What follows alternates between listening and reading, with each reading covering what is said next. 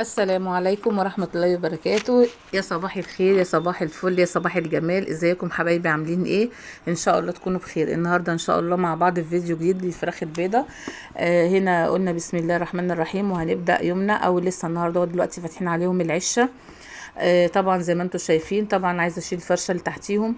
وهنا اول ما فتحت في طبعا علف واقع عند الباب، فطبعا هم بياكلوه زي ما انتم شايفين كده، وفي بيقعوا بس طبعا المسافه مش كبيره يعني. بيقع على الارض بس المسافه بين الارض والعشه مش كبيره.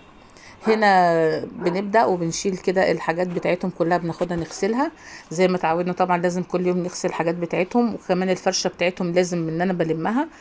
وباخدها بغيرها طبعا، وبحطها بغسلها وبحط فرشه نظيفه تاني. النهارده ان شاء الله مع بعض عايزين طبعا عشان تغيير الجو طبعا بيتغير، مرة حر مرة برد، فطبعا احنا عايزين نبقى ماشيين برضو صح مع الطيور بتاعتنا. فانا هنا طبعا الواحد بيقرا وبيتفرج وبيشوف حاجات ان هي بترفع مناعة الطيور وتقدر تقاوم الجو اللي احنا فيه. فهنا انا عندي العلف بتاعي اللي هو 23%، وهنا حطيت عليه معلقتين نشا، وحطيت عليه معلقة كركم. دوت بالنسبة للأكل.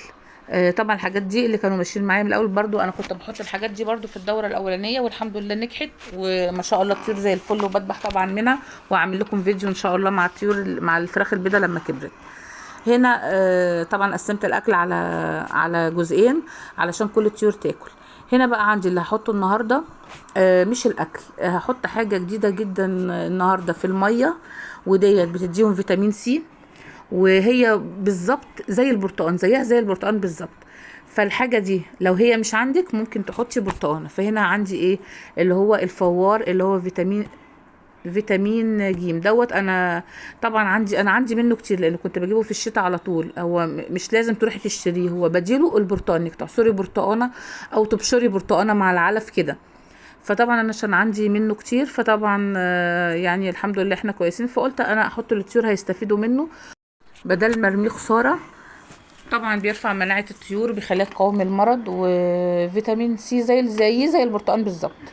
فانت ما عندكيش او مش موجودة عندك، بالنسبة ان احنا طالعين من الشتاء فاغلب الناس عندها ما عندكيش، بتجيبي برتقانة يا اما بتعصريها والقشر بتاعها، يا بتضربيه في الكبة وبتحطيه على العلف، يا اما بتبشريه وبتحطه لهم برضو على العلف.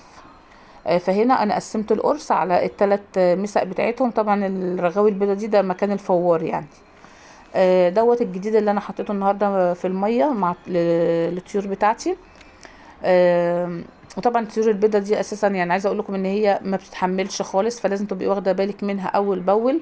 ودايما ان انت وانت بتربي الحاجه تبقي واخده بالك من اي تغيرات بتيجي على الطيور. طبعا انا حطيت هنا النشا علشان ما يبقاش فيه اسهالات او حاجه، حطيت الفوار علشان ما يبقاش البرد ياثر معاهم، لان انا طبعا ببقى مغطياهم طول الليل، وباجي الصبح بشيل الغطا اللي على الباب علشان طبعا اجدد الهواء واغير الفرشه. طبيعي ان انا لازم بفتح الباب العش عليهم عشان اغير الفرشه بتاعتهم، فعلشان ما ياخدوش برد ويقدروا يقاوموا تغيير الجو. فانا حطيت لهم فيتامين جيم اللي هو الفوار دوت، مع طبعا الكركم دوت. طبعا مقاوم للامراض عالي جدا، ورافع مناعه عالي جدا جدا، مع النشا مع العلف بتاعي. طبعا ما بغيرش العلف، وبحاول بقدر الامكان ان انا ما اغيرش العلف. ولو غيرت العلف يا بجيب مضاد سموم، يا اما بحط شويه خل على الميه بتاعه الطيور بتاعتي. وبكده يكون الفيديو بتاعنا النهارده خلص. الجديد فيه النهارده ان انا حطيت قرص الفوار دوت. ويا ريت الفيديو دوت يكون عجبكم، واتمنى ان انتم متنسونيش لو وصلتوا لحد هنا متنسونيش في اللايك والاشتراك والكومنت. واتمنى ان الفيديو بتاعي يكون عجبكم، واترككم في رعايه الله.